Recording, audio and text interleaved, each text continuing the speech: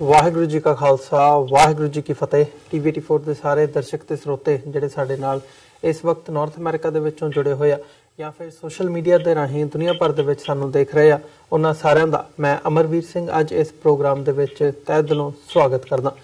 Viewers, ਜਦੋਂ ਅਸੀਂ ਪੰਜਾਬ ਦੇ ਵਿੱਚ ਜਾਂ ਓਵਰਆਲ ਭਾਰਤ ਦੇ ਬਾਬਤ ਗੱਲਬਾਤ ਕਰਦੇ ਹਾਂ ਤਾਂ ਗੁਰਦੁਆਰਾ ਸਾਹਿਬਾਨਾਂ ਦੇ ਜਿਹੜੇ ਪ੍ਰਬੰਧ ਹੈਗੇ ਆ ਉਹਦੇ ਲਈ ਸ਼੍ਰੋਮਣੀ ਗੁਰਦੁਆਰਾ ਪ੍ਰਬੰਧਕ ਕਮੇਟੀ ਤੇ ਦਿੱਲੀ ਦੇ ਗੁਰਦੁਆਰਾ ਸਾਹਿਬਾਨਾਂ ਦੇ ਲਈ ਦਿੱਲੀ ਸਿੱਖ ਗੁਰਦੁਆਰਾ ਮੈਨੇਜਮੈਂਟ ਕਮੇਟੀ ਜਿਹੜੀ ਹੈ ਉਹ ਉੱਥੋਂ ਦੇ ਗੁਰਦੁਆਰਾ ਸਾਹਿਬਾਨਾਂ ਦੇ ਜਿਹੜੇ ਇਤਿਹਾਸਕ ਗੁਰਦੁਆਰਾ ਸਾਹਿਬ ਨੇ ਉਹਨਾਂ ਦੇ ਪ੍ਰਬੰਧ ਸਾਂਭਦੀ ਹੈ।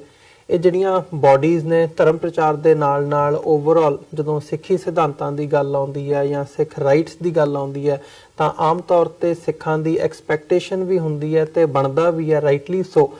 ਇਹਨਾਂ ਬਾਡੀਜ਼ ਵੱਲੋਂ ਭਾਰਤ ਦੇ ਵਿੱਚ ਕਾਨੂੰਨੀ ਤੌਰ ਤੇ ਵੀ ਤੇ ਅਦਰਵਾਈਜ਼ ਵੀ ਸਿੱਖ ਰਾਈਟਸ ਦੇ ਲਈ ਕੋਈ ਵੀ ਮਸਲਾ ਹੋਵੇ ਉਹਦੇ ਤੇ ਆਵਾਜ਼ ਬੁਲੰਦ ਕੀਤੀ ਜਾਂਦੀ ਹੈ ਜਾਂ ਐਕਸਪੈਕਟੇਸ਼ਨ ਹਰ ਵਾਰ ਇਸੇ ਲਾਈਨ ਤੇ ਹੁੰਦੀ ਹੈ ਹਰ ਇੱਕ ਸਿੱਖ ਦੀ। ਤੇ ਇਹਨਾਂ ਬਾਡੀਜ਼ ਦੇ ਵਿੱਚ SGPC ਹੋਵੇ ਜਾਂ ਦਿੱਲੀ ਸਿੱਖ ਗੁਰਦੁਆਰਾ ਮੈਨੇਜਮੈਂਟ ਕਮੇਟੀ ਹੋਵੇ, ਹਜ਼ੂਰ ਸਾਹਿਬ ਟਰਸਟ ਦਾ ਬੋਰਡ ਹੋਵੇ ਜਾਂ ਪਟਨਾ ਸਾਹਿਬ ਦੇ ਵਿੱਚ ਅਸੀਂ ਦੇਖਦੇ ਹਾਂ ਜਿਹੜੇ ਤਖਤ ਹੈਗੇ ਆ, ਇਹਨਾਂ ਦੇ ਵਿੱਚ ਅਸੀਂ ਹਮੇਸ਼ਾ ਗੱਲ ਕਰਦੇ ਹਾਂ ਵੀ ਇੰਟਰਫੀਰੈਂਸ ਹੁੰਦੀ ਹੈ ਸਰਕਾਰੀ ਲੈਵਲ ਤੇ। ਹਿੰਦੂਤਵਾਦੀ ਜਿਹੜੀ ਆਈਡੀਓਲੋਜੀ ਹੈਗੀ ਹੈ ਉਹਦੇ ਵੱਲੋਂ ਕਿਵੇਂ ਵਿੱਚ ਵੜ ਕੇ ਸਿੱਧੇ ਢੰਗ ਦੇ ਨਾਲ ਜਿਹੜੀਆਂ ਕੰਟਰੋਲ ਦੀਆਂ ਕੋਸ਼ਿਸ਼ਾਂ ਨੇ ਉਹ ਬੀਤੇ ਸਮੇਂ ਦੇ ਵਿੱਚ ਕੀਤੀਆਂ ਜਾਂਦੀਆਂ ਰਹੀਆਂ ਨੇ।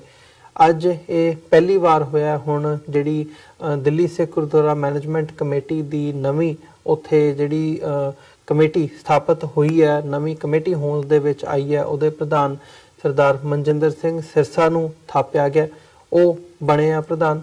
ਤੇ ਉਹ BJP ਦੇ MLA ਨੇ। ਇਸ ਵਕਤ ਉਹਨਾਂ ਦੀ BJP ਦੇ ਨਾਲ RSS ਦੇ ਨਾਲ ਚੰਗੀ ਖਾਸੀ ਸਾਂਝ ਹੈਗੀ ਹੈ। ਸੋ ਪੰਜਾਬ ਦੇ ਵਿੱਚੋਂ ਵੀ ਤੇ ਅਦਰਵਾਈਜ਼ ਵੀ ਹੁਣੇ ਆਵਾਜ਼ ਉੱਠਣੀ ਸ਼ੁਰੂ ਹੋ ਗਈ ਹੈ ਕਿ ਦਿੱਲੀ ਸਿੱਖ ਗੁਰਦੁਆਰਾ ਮੈਨੇਜਮੈਂਟ ਕਮੇਟੀ ਦੇ ਉੱਤੇ BJP ਤੇ RSS ਦਾ ਇਸ ਵਕਤ ਸਿੱਧਾ ਕੰਟਰੋਲ ਹੋ ਗਿਆ, ਸਿੱਧਾ ਕਬਜ਼ਾ ਉਹਨਾਂ ਨੇ ਕਰ ਲਿਆ। ਉੱਥੋਂ ਸਿੱਖ ਥਾਟ ਜਿਹੜੀ ਹੈਗੀ ਹੈ, ਜੋ ਸਿੱਖ ਰਵਾਇਤ ਜਿਹੜੀ ਹੈਗੀ ਹੈ ਜਾਂ ਸਿੱਖਾਂ ਦੇ ਅਡਰੇਪਣ ਦੀ ਨਿਆਰੇਪਣ ਦੀ ਜਿਹੜੀ ਗੱਲ ਹੈਗੀ ਹੈ ਉਹਦੇ ਤੇ ਬੜਾ ਵੱਡਾ ਇੱਕ ਸਵਾਲੀਆ ਨਿਸ਼ਾਨ ਲੱਗਿਆ। ਤੇ ਜਿਹੜੀ ਹਿੰਦੂਤਵਾਦੀ ਥਾਟ ਹੈਗੀ ਹੈ ਉਹੀ ਹੁਣ ਉੱਥੇ ਦਿੱਲੀ ਦੇ ਵਿੱਚ ਗੁਰਦੁਆਰਾ ਸਾਹਿਬਾਨਾਂ ਦੇ ਪ੍ਰਬੰਧਾਂ ਦੇ ਵਿੱਚ ਉਹੀ ਥਾਟ ਹੁਣ ਪ੍ਰਫੁੱਲਤ ਹੋਵੇਗਾ। ਸੋ ਇਸ ਬਾਬਤ ਅੱਜ ਅਸੀਂ ਗੱਲਬਾਤ ਕਰਾਂਗੇ ਕਿ ਇਹ ਐਗਜ਼ੈਕਟਲੀ ਕਿੰਨੀ ਕੁ ਡੀਪ ਜਾਂਦੀ ਹੈ ਗੱਲ ਤੇ ਇਹਦੇ ਪ੍ਰਭਾਵ ਕੀ ਪੈ ਸਕਦੇ ਆ ਆਉਣ ਵਾਲੇ ਸਮੇਂ ਦੇ ਵਿੱਚ। ਇਹ ਸਾਰੀ ਗੱਲਬਾਤ ਦੇ ਲਈ ਅੱਜ ਸਾਡੇ ਨਾਲ ਦਿੱਲੀ ਤੋਂ ਉੱਘੇ ਪੱਤਰਕਾਰ ਸਰਦਾਰ ਗੁਰਚਰਨ ਸਿੰਘ ਬੱਬਰ ਸਾਡੇ ਨਾਲ ਫੋਨ ਲਾਈਨ ਤੇ ਬਣੇ ਨੇ। ਆਓ ਉਹਨਾਂ ਨਾਲ ਮਿਲ ਕੇ ਅੱਜ ਦੀ ਵਿਚਾਰ ਚਰਚਾ ਦੀ ਸ਼ੁਰੂਆਤ ਕਰਦੇ ਹਾਂ।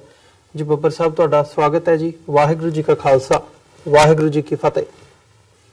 ਵਾਹਿਗੁਰੂ ਜੀ ਕਾ ਖਾਲਸਾ ਵਾਹਿਗੁਰੂ ਜੀ ਕੀ ਫਤਿਹ। ਬੱਬਰ ਸਾਹਿਬ, ਕੀ ਕਹਿਣਾ ਚਾਹੋਗੇ ਜਿਹੜੀ ਇਹ ਨਵੀਂ ਕਮੇਟੀ ਹੋਣ ਦੇ ਵਿੱਚ ਆਈ ਹੈ? ਕੁਝ ਜਿਹੜੇ ਸਵਾਲ ਹੈਗੇ ਆ ਉਹ ਉੱਠਣੇ ਵੀ ਸ਼ੁਰੂ ਹੋ ਗਏ ਆ। ਕਿਵੇਂ ਦੇਖਦੇ ਹੋ ਜਦੋਂ ਇਹ ਗੱਲ ਕਹੀ ਜਾਂਦੀ ਹੈ ਵੀ ਜਾਂ ਇਹ ਗੱਲ ਉੱਠਣੀ ਸ਼ੁਰੂ ਹੋ ਰਹੀ ਹੈ ਵੀ RSS ਤੇ BJP ਦਾ ਸਿੱਧਾ ਡਾਇਰੈਕਟ ਕੰਟਰੋਲ ਹੋ ਗਿਆ ਇਸ ਵਕਤ ਦਿੱਲੀ ਸਿੱਖ ਗੁਰਦੁਆਰਾ ਮੈਨੇਜਮੈਂਟ ਕਮੇਟੀ ਹੈ ਉਹਦੇ ਉੱਪਰ? ਬਿਲਕੁਲ BJP ਦਾ RSS ਦਾ ਪੂਰੀ ਤਰ੍ਹਾਂ ਕੰਟਰੋਲ ਹੋ ਗਿਆ ਔਰ ਇਹ ਪਹਿਲੀ ਵਾਰ ਹੋਇਆ। ਇਹ ਕੰਟਰੋਲ ਜਿਹੜਾ ਹੈ ਸਿੱਖ ਕੌਮ ਲਈ ਬਹੁਤ ਵੱਡਾ ਖਤਰਾ ਹੈ। ਮੈਂ ਕੁਝ ਦਿਨ ਪਹਿਲਾਂ ਲਿਖਿਆ ਸੀ, ਸਿੱਖ ਹਾਰ ਗਏ ਨੇ और BJP जीत गई है। RSS और BJP का कंट्रोल होना सिख कौम ਲਈ बहुत ਵੱਡਾ ਖਤਰਾ ਖੜਾ ਹੋ ਗਿਆ ਸਾਹਮਣੇ ਜੀ, ਕਿਉਂਕਿ ਉਹਨਾਂ ਦੀ ਵਰਕਿੰਗ ਕਮੇਟੀ ਦੇ ਵਿੱਚ ਵੀ ਜਿੰਨੇ ਬੰਦੇ ਵਰਕਿੰਗ ਕਮੇਟੀ 'ਚ ਨੇ ਉਹ ਵੀ ਸਾਰੇ ਜਿਹੜੇ ਹੈ ਉਹ BJP ਦੇ ਬੜੇ ਮਜ਼ਬੂਤ ਸਮਰਥਕ ਨੇ। ਕੱਲੇ ਮਨਜਿੰਦਰ ਸਿੰਘ ਸਿਰਸਾ ਨਹੀਂ, ਜਿਹੜੇ ਹੋਰ ਵੀ ਨਾਲ ਉਹਨਾਂ ਦੇ ਕਮੇਟੀ ਦੇ ਮੈਂਬਰਸ ਹੈਗੇ ਆ ਉਹ ਵੀ BJP ਤੇ RSS ਨਾਲ ਸੰਬੰਧ ਰੱਖਦੇ ਆ। ਜਿਸ ਤਰ੍ਹਾਂ ਹਰਮੀਤ ਸਿੰਘ, ਦੇਖੋ ਮਨਜਿੰਦਰ ਸਿੰਘ ਸਿਰਸਾ MLA ਹੈ BJP ਦਾ ਜੀ, ਉਹਦੀ ਜਿਹੜੀ ਧਰਮ ਪਤਨੀ ਹੈ ਉਹ ਕੌਂਸਲਰ ਹੈ MCD ਦੇ ਵਿੱਚ BJP ਦੀ। ਹਰਮੀਤ ਸਿੰਘ ਕਾਲਕਾ पूर्व साबका MLA है और ਉਹਦੀ ਜਿਹੜੀ ਧਰਮ ਪਤਨੀ ਹੈ ਕੌਂਸਲਰ ਹੈ। इसी तरह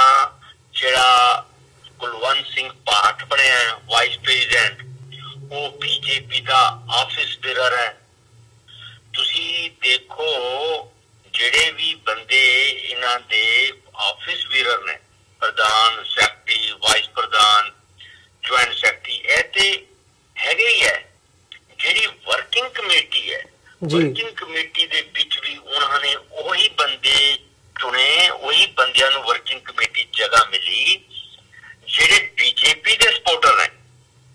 ਹੁਣ ਤੁਸੀਂ ਦੇਖੋ ਦਿੱਲੀ ਗੁਰਦੁਆਰਾ ਕਮੇਟੀ 125 ਕਰੋੜ ਰੁਪਏ ਦਾ ਬਜਟ ਰੱਖਦੀ ਹੈ ਜੀ ਘੱਟੋ ਘੱਟ ਸਿੱਧੇ ਤੌਰ ਤੇ। ਬਾਕੀ ਜਿਹੜੀਆਂ ਸਹਾਇਤਾ ਸਿੱਖ ਕੌਮ ਮਦਦ ਸਿੱਖ ਕੌਮ ਦਾਨ ਪੁੰਨ ਕਰਦੀ ਹੈ ਉਹ ਇੱਕ ਅੱਡ ਗੱਲ ਹੈ। 125 ਕਰੋੜ ਰੁਪਏ ਤੋਂ ਵੱਧ ਦੀ ਇੱਕ ਕਮੇਟੀ ਹੈ ਜੀ। ਪਿਛਲੇ 6 ਸਾਲਾਂ ਤੋਂ ਲਗਾਤਾਰ ਇਹਨਾਂ ਦੇ ਬੰਦਿਆਂ ਦਾ ਗੁਰਦੁਆਰਾ ਕਮੇਟੀ ਤੇ ਕਬਜ਼ਾ ਰਿਹਾ, ਪਰ ਜਿਸ ਤਰ੍ਹਾਂ ਦਾ ਹੁਣ ਕਬਜ਼ਾ ਹੋ ਜਾਏ ਜੀ, ਇਦਾਂ ਦਾ ਕਬਜ਼ਾ ਪਹਿਲਾਂ ਕਦੀ ਨਹੀਂ ਹੋਇਆ।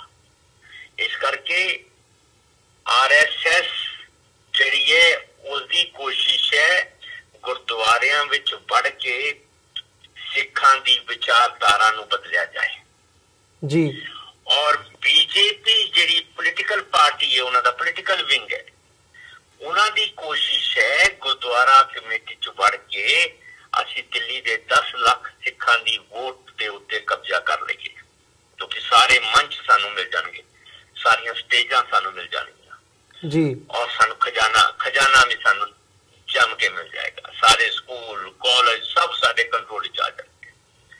ਔਰ ਜਦ ਕੰਟਰੋਲ ਚ ਆ ਜਾਂਦੇ ਨੇ ਤੇ ਫਿਰ ਸਟਾਫ ਵੀ ਉਸੇ ਵਿਚਾਰਧਾਰਾ ਦਾ ਨਵਾਂ ਰੱਖਿਆ ਜਾਂਦਾ ਹੈ, ਨਵੇਂ ਬੰਦੇ ਆਉਂਦੇ ਨੇ, ਰਾਗੀ ਦਾਦੀ ਇਹ ਉਸ ਤਰ੍ਹਾਂ ਦੇ ਬੰਦਿਆਂ ਨੂੰ ਚੁਣਦੇ ਨੇ ਜਿਹੜੇ ਉਹਨਾਂ ਦੇ ਮੁਤਾਬਕ ਜਿਹੜੀ ਹੈ ਉਹ ਵਿਚਾਰਧਾਰਾ ਲੈ ਕੇ ਆਉਣ। ਇਹ ਪ੍ਰੋਫੈਸਰ ਹੋਏ ਟੀਚਰ ਹੋਏ ਸਾਰਾ ਕੰਟਰੋਲ ਜਿਹੜਾ ਇੰਸਟੀਟਿਊਸ਼ਨਾਂ ਤੇ ਐਜੂਕੇਸ਼ਨ ਇੰਸਟੀਟਿਊਸ਼ਨਾਂ ਤੇ ਹੁਣ ਇਹਨਾਂ ਦਾ ਹੋ ਗਿਆ ਜੀ।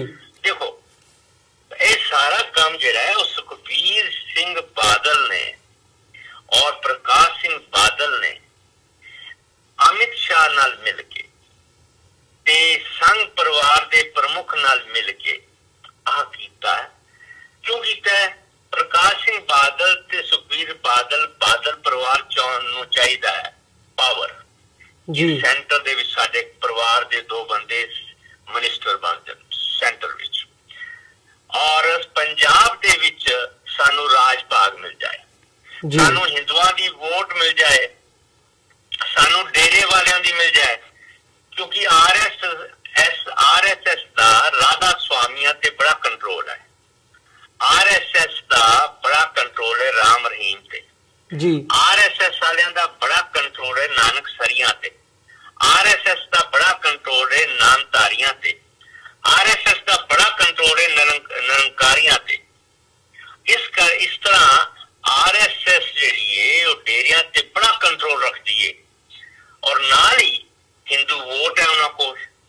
ਤੇ ਬਾਦਲ ਪਰਿਵਾਰ ਸਮਝਦਾ ਹੈ ਕਿ ਸਾਨੂੰ ਇਹਨਾਂ ਨਾਲ ਗੱਠ ਜੋੜ ਕਰਕੇ ਸਾਨੂੰ ਪਾਵਰ ਮਿਲਦੀ ਹੈ ਜੀ।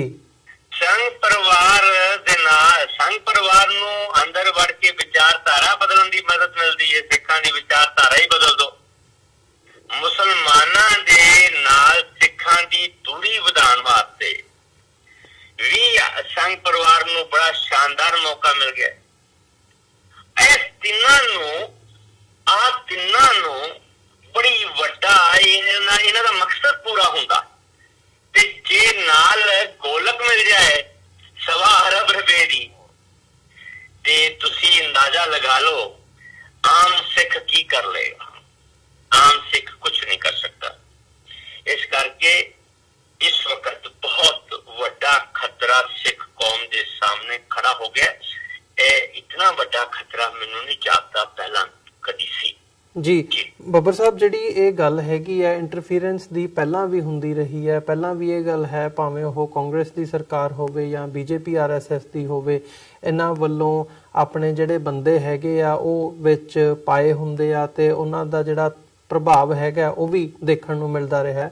ਸੋ ਹੁਣ ਜਿਹੜੀ ਕੰਟਰੋਲ ਦੀ ਅਸੀਂ ਗੱਲ ਕਰਦੇ ਹਾਂ, ਡਾਇਰੈਕਟ ਕੰਟਰੋਲ ਪਹਿਲਾਂ ਭਾਵੇਂ ਮਨਜੀਤ ਸਿੰਘ GK ਹੋਣ, ਪਰਮਜੀਤ ਸਿੰਘ ਸਰਨਾ ਹੋਣ, ਜਾਂ ਜਦੋਂ ਪਹਿਲਾਂ ਜਿਹੜੀਆਂ ਕਮੇਟੀਆਂ ਰਹੀਆਂ ਨੇ ਉਹਨਾਂ ਨਾਲੋਂ ਇਸ ਵਕਤ ਕਿੰਨਾ ਕੁ ਡਿਫਰੈਂਸ ਨਜ਼ਰ ਆ ਰਿਹਾ ਹੈ ਤੇ ਉਹ ਕਿੰਨਾ ਖਤਰਨਾਕ ਸਿੱਧ ਹੋ ਸਕਦਾ ਹੈ?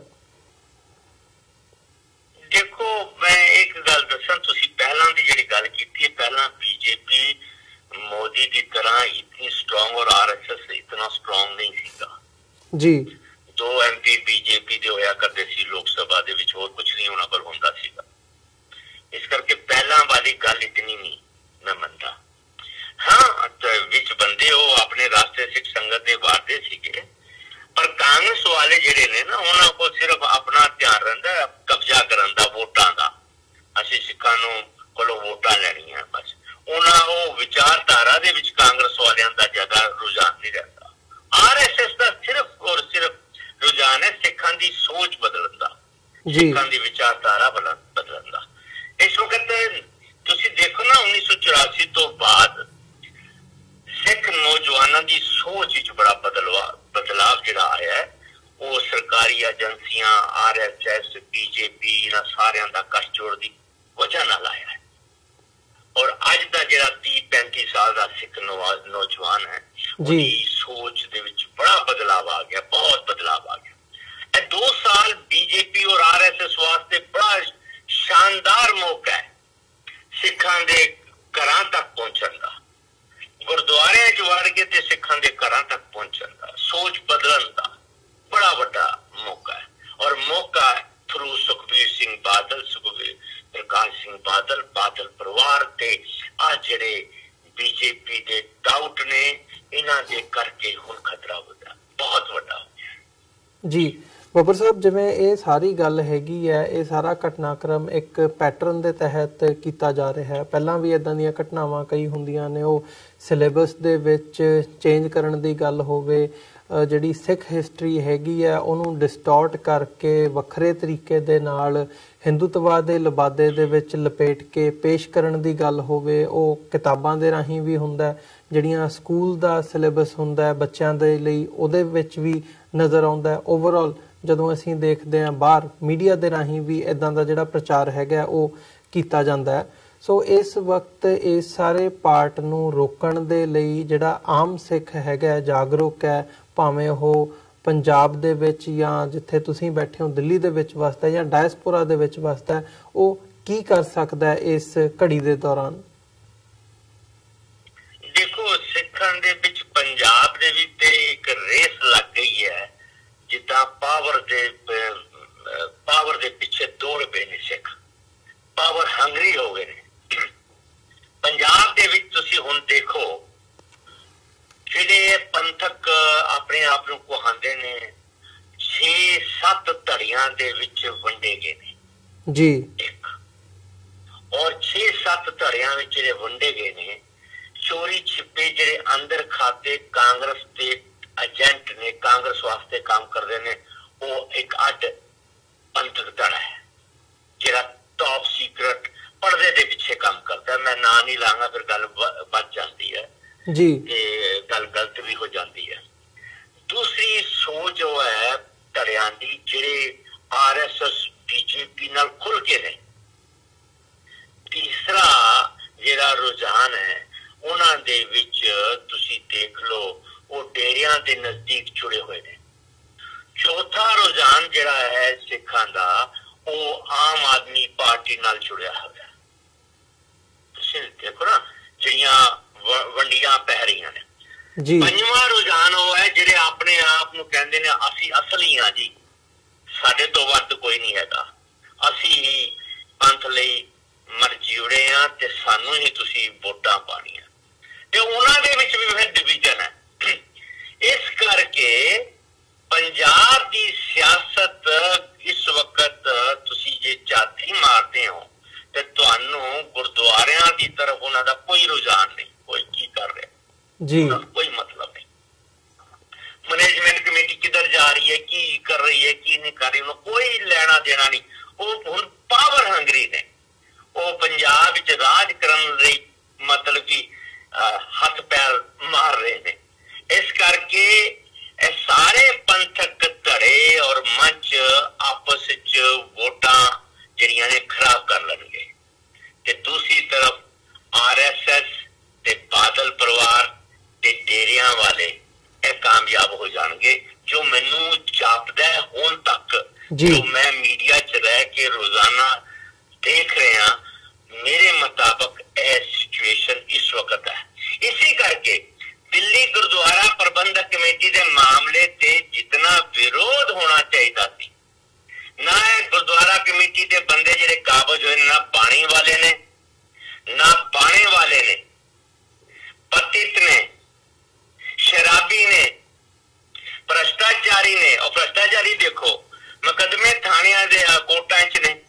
ਜੀ ਥਾਣਿਆਂ ਦੇ ਵਿੱਚ FIR ਲਿਖੀਆਂ ਗਈਆਂ ਨੇ ਕਰਪਸ਼ਨ ਦੀਆਂ, ਬੋਗਸ ਚੈੱਕਾਂ ਦੀਆਂ, ਬੋਗਸ ਪੇਮੈਂਟਾਂ ਹੋਈਆਂ ਨੇ। ਇਹ ਥਾਣਿਆਂ ਦੇ ਵਿੱਚ FIR ਨੇ, ਕੋਰਟਾਂ ਦੇ ਵਿੱਚ ਮੁਕੱਦਮੇ ਨੇ। ਇਸ ਕਰਕੇ ਗੁਰਦੁਆਰਾ ਕਮੇਟੀ ਦੇ ਉੱਤੇ ਬੜੇ ਸਾਫ਼ ਕਰਪਸ਼ਨ ਦੇ ਵੱਡੇ ਚਾਰਜ ਜਿਹੜੇ ਲੱਗੇ ਨੇ, ਇਦਾਂ ਪਹਿਲਾਂ ਨਹੀਂ ਲੱਗੇਗੇ। ਉਹ ਕਿਉਂ ਲੱਗੇ? ਤੁਸੀਂ 80-80 ਲੱਖ ਦੇ 1-1 ਕਰੋੜ ਦੇ ਚੈੱਕ ਲੋਕਾਂ ਨੂੰ ਵੰਡੀ ਜਾਂਦੇ ਹੋ, ਤੁਸੀਂ ਇਸ ਤਰ੍ਹਾਂ ਦੇਈ ਜਾ ਰਹੇ ਹੋ। ਕਿਉਂ ਦੇਈ ਜਾ ਰਹੇ ਹੋ ਬਈ? ਤੁਹਾਡੇ ਤੇ ਕਿਉਂ ਚਾਰजेस ਆ ਗਏ ਨੇ ਕਿ ਤੁਸੀਂ ਕਿਤਾਬਾਂ ਨਹੀਂ ਛਪਵਾਈਆਂ, ਬਿੱਲ ਖਾ ਗਏ, ਤੁਹਾਨੂੰ ਬਾਹਰੋਂ ਰੁਪਇਆ ਆਇਆ, ਉਹ ਤੁਸੀਂ ਸਮੇਟ ਗਏ। ਤੁਸੀਂ ਲੋਕਾਂ ਨੂੰ ਚੈੱਕ ਦੇਈ ਜਾ ਰਹੇ ਹੋ, ਉਹ ਕਦੀ ਜੁਆਇੰਟ ਸੈਕਟਰੀ ਤੋਂ ਸਾਈਨ ਕਰਾ ਲਏ ਪ੍ਰਧਾਨ ਨੇ, ਤੇ ਕਦੀ ਜਨਰਲ ਸੈਕਟਰੀ ਤੋਂ ਕਰਾ ਲਏ, ਕਦੀ ਦੂਸਰੇ ਤੋਂ ਕਰਾ ਲਏ।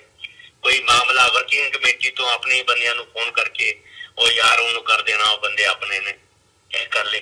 ਤੁਸੀਂ ਇਹ ਦੇਖੋ ਪਿਛਲੇ 6 ਸਾਲਾਂ ਦੇ ਵਿੱਚ ਬੀਜੇਪੀ ਦੀ ਬੜੀ ਇਨਵੋਲਵਮੈਂਟ ਹੈ ਜੀ। ਲਗਭਗ 6 ਸਾਲਾਂ ਵਿੱਚ ਤੁਸੀਂ ਮੰਨ ਲਓ 6-7 ਅਰਬ ਰੁਪਏ ਦਾ ਅਕਾਊਂਟ ਹੈ, 6-7 ਅਰਬ ਰੁਪਏ ਦਾ ਅਕਾਊਂਟ ਹੈ ਦਿੱਲੀ ਗੁਰਦੁਆਰਾ ਪ੍ਰਬੰਧਕ ਕਮੇਟੀ ਦਾ 6 ਸਾਲਾਂ 7 ਸਾਲਾਂ ਤੇ ਇੰਨਾ ਅਕਾਊਂਟ ਤੁਸੀਂ ਪਰਚੇਜ ਕੀਤਾ, ਸਮਾਨ ਪਰਚੇਜਿੰਗ ਦੇ ਬਿੱਲ ਦਿੱਤੇ, ਤੁਸੀਂ ਬਾਹਰ ਵਿਦੇਸ਼ਾਂ 'ਚ ਘੁੰਮੇ, ਤੁਸੀਂ ਪ੍ਰੈਸ ਕਾਨਫਰੰਸਾਂ ਕੀਤੀਆਂ, ਤੁਸੀਂ ਰੈਲੀਆਂ ਕੀਤੀਆਂ, ਤੁਸੀਂ ਮੁਜ਼ਾਹਰੇ ਕੀਤੇ, ਤੁਸੀਂ ਪਾਰਟੀਆਂ ਨੂੰ ਦਿੱਤੇ, ਤੁਸੀਂ ਸਿੱਖਾਂ ਤੁਸੀਂ ਸਹਾਇਤਾ ਕੀਤੀ, ਤੁਸੀਂ ਮੈਂਬਰਾਂ ਨੂੰ ਰੁਪਇਆ ਵੰਡਿਆ।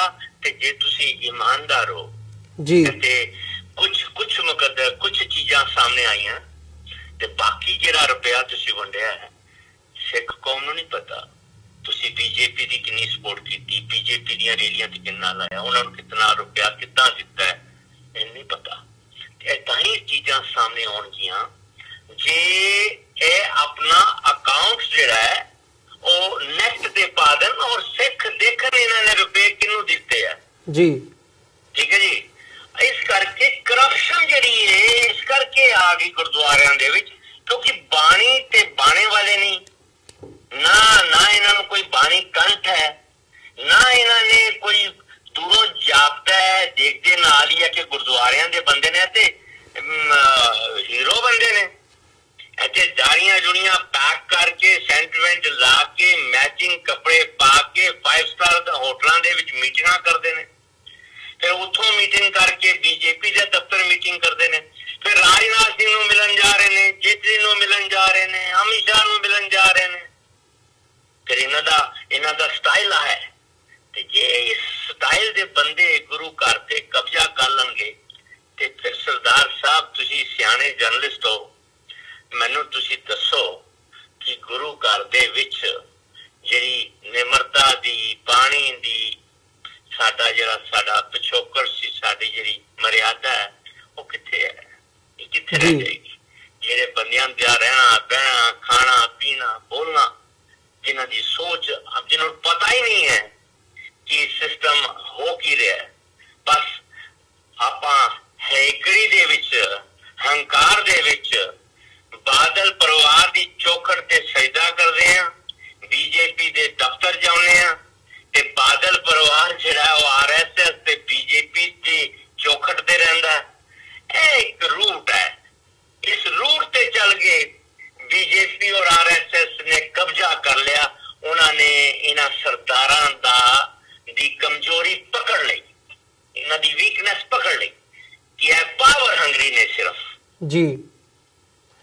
ਬੱਬਰ ਸਾਹਿਬ, ਜਿਹੜੇ ਰੀਅਲ ਇਸ਼ੂਜ਼ ਹੈਗੇ ਆ, ਜਿਵੇਂ ਅਸੀਂ ਦਿੱਲੀ ਸਿੱਖ ਗੁਰਦੁਆਰਾ ਮੈਨੇਜਮੈਂਟ ਕਮੇਟੀ ਦੀ ਗੱਲ ਕਰਨੀ ਹੋਵੇ, ਤੁਸੀਂ ਹਮੇਸ਼ਾ ਗੁਰਦੁਆਰਾ ਗਿਆਨ ਗੋਦੜੀ ਦਾ ਜਿਹੜਾ ਇਸ਼ੂ ਹੈਗਾ ਉਹਨੂੰ ਰੇਜ਼ ਕਰਦੇ ਹੋ। ਉਹਦੇ ਤੇ ਵੀ ਦਿੱਲੀ ਸਿੱਖ ਗੁਰਦੁਆਰਾ ਮੈਨੇਜਮੈਂਟ ਕਮੇਟੀ ਨੇ ਕੁਝ ਸਮਾਂ ਪਹਿਲਾਂ ਕਾਫੀ ਵੱਡੀ ਮੁਹਿੰਮ ਦਾ ਵੀ ਆਗਾਜ਼ ਕੀਤਾ ਸੀ, ਉਹ ਵੀ ਕਿਤੇ ਨਹੀਂ ਪਹੁੰਚੀ। ਫਿਰ ਸਿਕਲੀਗਰ ਸਿੱਖਾਂ ਦਾ ਇਸ਼ੂ ਜਦੋਂ ਆਇਆ, ਪਿਛਲੇ ਸਾਲ ਦੀ ਅਸੀਂ ਗੱਲ ਕਰਦੇ ਹਾਂ, ਬੜਾ ਵੱਡਾ ਇਕੱਠ ਹੋਇਆ। ਉਹ ਤੋਂ ਬਾਅਦ ਉਹਨਾਂ ਨੂੰ ਪਰਸਿਊ ਕਰਨ ਦੀ ਲਾਈਨ ਆਈ ਵੀ ਉਹਨਾਂ ਨੂੰ ਰੁਜ਼ਗਾਰ ਦਿੱਤਾ ਜਾਵੇਗਾ ਜਾਂ ਉੱਥੇ ਫੈਕਟਰੀਜ਼ ਵਗੈਰਾ ਕੋਈ ਲਗਾ ਕੇ ਉਹਨਾਂ ਦੀ ਮਦਦ ਕੀਤੀ ਜਾਵੇਗੀ, ਸਿਕਲੀਗਰ ਤੇ ਵਣਜਾਰੇ ਸਿੱਖਾਂ ਦੀ ਜਿਹੜੇ ਸਾਊਥ ਦੇ ਵਿੱਚ ਨੇ ਜਾਂ ਥਰੂ ਆਊਟ ਇੰਡੀਆ, ਦਿੱਲੀ ਤੋਂ ਸਾਊਥ ਦੇ ਵਿੱਚ ਜਿਹੜੇ ਬੈਠੇ ਆ। ਸੋ ਜਿਹੜੇ ਰੀਅਲ ਇਸ਼ੂਜ਼ ਨੇ ਉਹ ਤਾਂ ਕੰਪਲੀਟਲੀ ਇਸ ਵਕਤ ਦਰਕਿਨਾਰ ਹੋ ਗਏ ਜਾਪਦੇ ਆ। ਤੇ ਜਿਹੜਾ ਇਸ਼ੂ ਚੱਲ ਰਿਹਾ ਹੈ ਉਹ ਆਪਣੇ ਆਪ ਨੂੰ ਫਾਇਦਾ ਦੇਣ ਦੇ ਲਈ ਆਪਣੇ ਨਜ਼ਦੀਕੀਆਂ ਨੂੰ ਜਾਂ ਸਿੱਖੀ ਦੀਆਂ ਸਿੱਖ ਸਿਧਾਂਤਾਂ ਦੀਆਂ ਜੜ੍ਹਾਂ ਪੁੱਟਣ ਦਾ ਜਿਹੜਾ ਇਸ਼ੂ ਹੈ ਉਹੀ ਭਾਰੂ ਹੁੰਦਾ ਨਜ਼ਰ ਆ ਰਿਹਾ ਹੈ। ਇਸ਼ੂ ਰੀਅਲ ਇਸ਼ੂ ਤੇ ਮਰ ਗਏ ਜੀ, ਪੂਰੀ ਤਰ੍ਹਾਂ ਮਰ ਗਏ। ਰੀਅਲ ਇਸ਼ੂ ਕਿਹੜੇ ਨੇ? ਆਹ ਜਿਨ੍ਹਾਂ ਬੰਦਿਆਂ ਨੇ ਕਬਜ਼ਾ ਕਰ ਲਿਆ ਹੈ ਤੇ ਮੈਂ ਤੁਹਾਨੂੰ ਕਹਿ ਰਿਹਾ ਨਾ, ਵਿਚਾਰਧਾਰਾ, ਸੋਚ, ਅਪਰੋਚ, ਉਹੀ ਉਹਦਾ ਰੂਟ ਹੀ ਗਲਤ ਹੋ ਗਿਆ। ਤੁਸੀਂ ਦੱਸੋ ਸਰਦਾਰ ਸਾਹਿਬ, ਬਾਬੇ ਨਾਨਕ ਦਾ 550 ਸਾਲਾ ਇਹ ਮਨਾਉਣ ਦੇ ਵਾਸਤੇ ਆਪਣਾ ਲਾਈਨ ਬਣਾ ਰਹੇ, ਅਸੀਂ ਇੰਨਾ ਵੱਡਾ ਪ੍ਰੋਗਰਾਮ ਕਰਾਂਗੇ, ਅਸੀਂ ਪੰਡਾਲ ਲਾਵਾਂਗੇ, ਅਸੀਂ ਜੀ ਉਹ ਪੈਨਫਲੇਟ ਵੰਡਾਂਗੇ, ਅਸੀਂ ਕਿਤਾਬਾਂ ਛੋਟੀਆਂ ਵੰਡਾਂਗੇ। ਜਿੱਦਾਂ ਦੀਆਂ ਗੱਲਾਂ ਕਰ ਰਹੇ ਨੇ, ਬੜਾ ਅਫਸੋਸ ਹੁੰਦਾ ਜਿੱਦਾਂ ਦੀਆਂ ਹੈ ਪ੍ਰੈਸ ਕਾਨਫਰੰਸ ਗੱਲਾਂ ਕਰਦੇ। ਤੁਸੀਂ ਦੱਸੋ ਕਿਤਨੀ ਵੱਡੀ ਇਨਸਲਟ ਹੈ ਸਿੱਖ ਕੌਮ ਦੀ, ਕਿਤਨੀ ਵੱਡੀ ਇਨਸਲਟ ਹੈ। ਬਾਬੇ ਨਾਨਕ ਦਾ ਪਵਿੱਤਰ ਇਤਿਹਾਸਿਕ ਸਥਾਨ 450 ਸਾਲ ਤੋਂ ਵੀ ਵੱਧ ਪੁਰਾਤਨ ਬਾਬਾ ਜੀ ਦੀ ਪਹਿਲੀ ਉਦਾਸੀ ਦਾ ਜੀ ਗੁਰਦੁਆਰਾ ਹਿੰਦੁਸਤਾਨ ਦੇ ਵਿੱਚ ਦਿੱਲੀ ਤੋਂ 200 ਕਿਲੋਮੀਟਰ ਦੂਰ ਗੰਗਾ ਦੇ ਕਿਨਾਰੇ ਮਲਿਆ ਮੇਟ ਕਰਕੇ ਬਾਜ਼ਾਰ ਤੇ ਦੁਕਾਨਾਂ ਬਣਾ ਦਿੱਤੀਆਂ। ਇਹਨਾਂ ਵਾਸਤੇ ਉਹ ਇਸ਼ੂ ਨਹੀਂ ਹੈ। ਉੱਥੇ ਕਬਜ਼ਾ ਕਰਕੇ ਬੰਦੇ ਬੈਠੇ ਨੇ ਔਰ ਚੁਣੌਤੀ ਦਿੰਦੇ ਨੇ, ਅਸੀਂ ਨਹੀਂ ਖਾਲੀ ਕਰਦੇ, ਕੋਈ ਇਸ਼ੂ ਹੀ ਨਹੀਂ ਹੈ ਇਹਨਾਂ ਵਾਸਤੇ।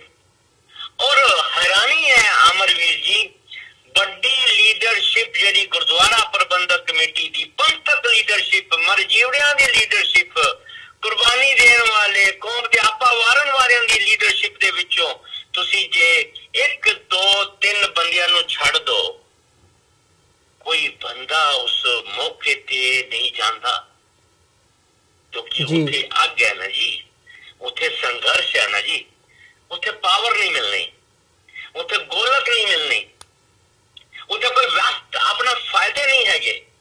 ਆਪਾਂ ਨੇ ਉੱਥੇ ਕਿੱਥੇ ਜਾਣਾ ਹੈ? ਪੂਰੀ ਮੈਂ ਮੇਰੇ ਸਮੇਤ, ਤੁਹਾਡੇ ਸਮੇਤ, ਮੈਂ ਸਾਰਿਆਂ ਨੂੰ ਇੱਥੇ ਇਸ ਮਾਮਲੇ ਤੇ ਕਹਿਣਾ ਕਿ ਦੇਖੋ, ਬਾਬਾ ਜੀ ਦਾ ਗੁਰਦੁਆਰਾ ਕਰਤਾਰਪੁਰ ਦਾ ਦੇਖੋ, ਦੁਸ਼ਮਣ ਦੇਸ਼ ਨੇ ਜਗ੍ਹਾ ਤੁਹਾਨੂੰ ਖੋਲ ਦਿੱਤੀ। ਆ ਜਾਓ ਸਰਦਾਰੋ ਭਾਈ, ਆ ਜਾਓ, ਤੁਹਾਡਾ ਬਾਬਾ ਜੀ ਦਾ ਅਸੀਂ ਕਰਦੇ ਹਾਂ। ਜਿਹਨੂੰ ਤੁਸੀਂ ਦੁਸ਼ਮਣ ਦੇਸ਼, ਤੁਸੀਂ ਨਹੀਂ, ਮੇਰਾ ਮਤਲਬ ਹੈ ਸਾਡੀ ਸਰਕਾਰ ਕਹਿੰਦੀ ਹੈ, ਬੜੇ ਸਾਰੇ RSS ਵਾਲੇ ਕਹਿੰਦੇ ਨੇ ਦੁਸ਼ਮਣ ਜੀ, ਠੀਕ ਹੈ। ਗੁਰਦੁਆਰਾ ਕਰਤਾਰਪੁਰ ਤੇ ਵਾਸਤੇ ਤੇ ਕਿਤਨਾ ਕ੍ਰੈਡਿਟ ਲੈਣ ਵਾਸਤੇ ਕਿਤਨਾ ਰੋਲਾ ਪਾਉਂਦੇ ਨੇ ਕਿ ਅਸੀਂ ਕੀਤਾ।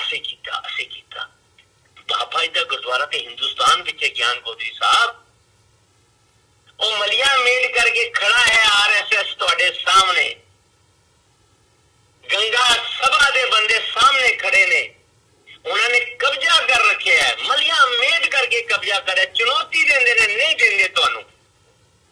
ਤੁਸੀਂ BJP ਦੇ ਸਮਰਥਕ ਹੋ ਨਾ, RSS ਦੇ ਮਿੱਤਰ ਹੋ ਨਾ, ਤੁਹਾਡੀ ਸਾਂਝ ਹੈ ਨਾ, ਤੁਹਾਡੇ ਕੋਲ ਇਤਨੀ ਹਿੰਮਤ ਨਹੀਂ ਕਿ ਤੁਸੀਂ ਉਹਨਾਂ ਤੋਂ, ਉੱਤਰਾਖੰਡ ਦੀ ਸਰਕਾਰ BJP ਦੀ ਸਰਕਾਰ, ਸੈਂਟਰ ਦੇ ਵਿੱਚ ਮੋਦੀ ਸਰਕਾਰ BJP ਦੀ ਸਰਕਾਰ, ਤੇ ਕੋਈ ਰੋਣਾ ਵੀ ਨਹੀਂ ਦਿਖਾ ਸਕਦਾ। ਕੋਈ ਉੱਥੇ ਧਾਰਮਿਕ ਮਾਮਲਾ ਵੀ ਨਹੀਂ ਹੈ, ਉੱਥੇ ਤੇ ਦੁਕਾਨਾਂ ਨੇ, ਤੇ ਕਿਤੇ ਹਿੰਮਤ ਨਹੀਂ ਹੈ ਨਾ ਪ੍ਰਕਾਸ਼ ਸਿੰਘ ਬਾਦਲ ਦੀ, ਨਾ ਸੁਖਬੀਰ ਬਾਦਲ ਦੀ, ਨਾ ਹਰਸਿਮਰਤ ਕੌਰ ਦੀ, ਔਰ ਨਾ ਹੀ ਪੂਰੇ ਪੰਥਕ ਜਿਹੜਾ ਜਿੰਨੇ ਵੀ ਧੜੇ ਨੇ ਇਹਨਾਂ ਦੀ, ਕਿਸੇ ਦੀ ਜ਼ਰੂਰਤ ਨਹੀਂ ਹੈ ਉਹ ਉਸ ਸਥਾਨ ਦੀ ਆਵਾਜ਼ ਬੁਲੰਦ ਕਰ ਸਕੇ ਕਿ ਸਾਡੇ ਬਾਬਾ ਜੀ ਦਾ ਗੁਰਦੁਆਰਾ ਤੇ ਵਾਪਸ ਦੇ ਦੋ। ਇਤਨੀ ਮੰਨਣ ਦੀ ਹਿੰਮਤ ਨਹੀਂ ਹੈ। ਤੁਸੀਂ ਦੇਖੋ, ਨਾ ਕੋਈ ਧਰਨਾ, ਨਾ ਕੋਈ ਮੁਜ਼ਾਹਰਾ, ਨਾ ਕੋਈ ਰੈਲੀਆਂ, ਨਾ ਕੋਈ ਮੰਗ, ਨਾ ਕੋਈ ਪ੍ਰੈਸ ਕਾਨਫਰੰਸ। ਤੁਹਾਨੂੰ ਮੈਂ ਇੱਕ ਗੱਲ ਦੱਸਾਂ, ਇਹ ਬਰਗਾੜੀ ਮੋਰਚੇ ਤੇ ਮੈਂ ਕਈ ਵਾਰ ਕਿਹਾ ਇਹਨਾਂ ਨੂੰ ਕਿ ਤੁਸੀਂ ਮੋਰਚਾ ਤੇ ਲਾ ਰੱਖਿਆ, ਤੁਸੀਂ ਸਾਹਿਬ ਸ੍ਰੀ ਗੁਰੂ ਗ੍ਰੰਥ ਸਾਹਿਬ ਦੇ ਸਨਮਾਨ ਵਾਸਤੇ ਤੁਸੀਂ ਇੱਥੇ ਇੱਕ ਧਰਮ ਯੁੱਧ ਸ਼ੁਰੂ ਕਰ ਰੱਖਿਆ, ਤੁਸੀਂ ਕਮ ਸੇ ਕਮ ਬਾਬਾ ਜੀ ਦੇ ਗੁਰਦੁਆਰੇ ਦੀ ਗਿਆਨ ਗੋਦੀ ਸਾਹਿਬ ਦੀ ਆਵਾਜ਼ ਤੇ ਚੁੱਕ ਲਓ, ਆਪਣੇ ਭਾਸ਼ਣਾਂ ਦੇ ਵਿੱਚ ਤੇ ਕਹਿ ਦੋ। ਨਹੀਂ, ਮੇਰੀ ਗੱਲ ਇਹਨਾਂ ਨੇ ਮੰਨੀ। ਉਸ ਤੋਂ ਬਾਅਦ ਇਹ ਜਿਹੜੀ ਕੋਈ ਨਵੀਂ ਟੀਮ ਹੁਣ ਕੰਮ ਕਰ ਰਹੀ ਹੈ, ਮੈਂ ਨਾਂ ਨਹੀਂ ਲਾਂਗਾ, ਮੈਂ ਇਹਨਾਂ ਚ 2 ਪ੍ਰਮੁੱਖ ਬੰਦਿਆਂ ਆਂਦੇ ਹਾਂ, ਟੈਲੀਫੋਨ ਕਰਕੇ ਮੈਂ ਇਹਨਾਂ ਨੂੰ ਕਿਹਾ ਕਿ ਤੁਸੀਂ ਇੱਕ ਪ੍ਰੈਸ ਕਾਨਫਰੰਸ ਕਰਕੇ ਚੰਡੀਗੜ੍ਹ, ਅੰਮ੍ਰਿਤਸਰ ਗਵਰਨਮੈਂਟ ਨੂੰ ਵਾਰਨਿੰਗ ਦੋ ਸਾਡੇ ਬਾਬਾ ਜੀ ਦਾ ਗੁਰਦੁਆਰਾ ਜਿਹੜਾ ਵਾਪਸ ਸਾਡੇ ਹਵਾਲੇ ਕਰੋ ਜੀ।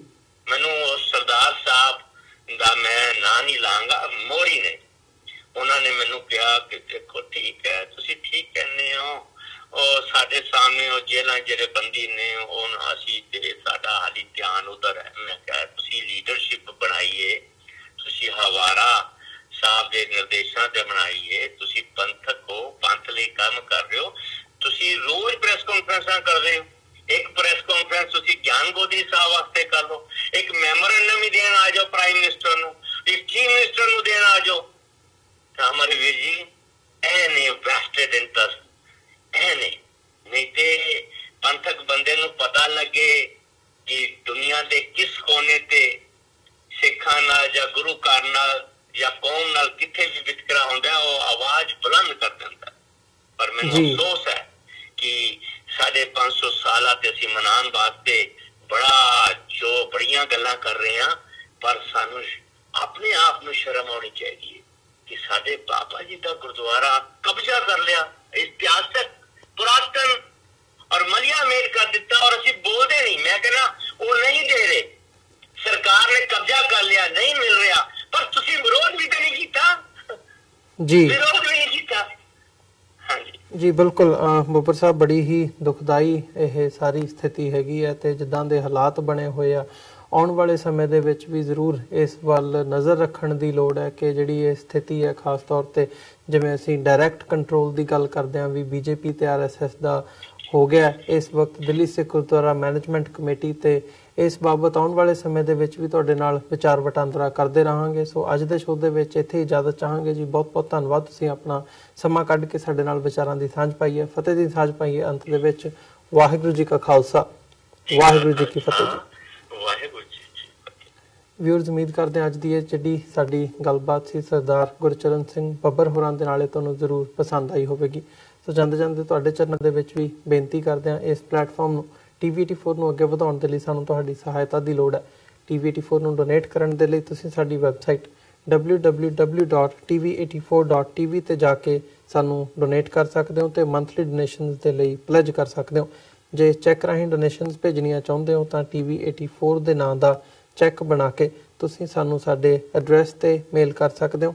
3601 37th ਐਵਨਿਊ, ਲੌਂਗ ਆਈਲੈਂਡ ਸਿਟੀ, ਨਿਊਯਾਰਕ 11101। ਵੈਬਸਾਈਟ ਇੱਕ ਵਾਰ ਫਿਰ ਦੱਸਦੇ ਹਾਂ www.tv84.tv। ਇਸੇ ਦੇ ਨਾਲ ਵਿਊਅਰਸ, ਅਸੀਂ ਅੱਜ ਦੇ ਪ੍ਰੋਗਰਾਮ ਦੇ ਵਿੱਚ ਤੁਹਾਡੇ ਕੋਲੋਂ ਇੱਥੇ ਹੀ ਇਜਾਜ਼ਤ ਚਾਹਾਂਗੇ। ਦੁਬਾਰਾ ਫਿਰ ਕੱਲ ਨੂੰ ਤੁਹਾਡੇ ਨਾਲ ਮੁਲਾਕਾਤ ਹੋਵੇਗੀ। ਤਦ ਤੱਕ ਲਈ ਇਜਾਜ਼ਤ ਦਿਓ ਜੀ। ਵਾਹਿਗੁਰੂ ਜੀ ਕਾ ਖਾਲਸਾ, ਵਾਹਿਗੁਰੂ ਜੀ ਕੀ ਫਤਿਹ।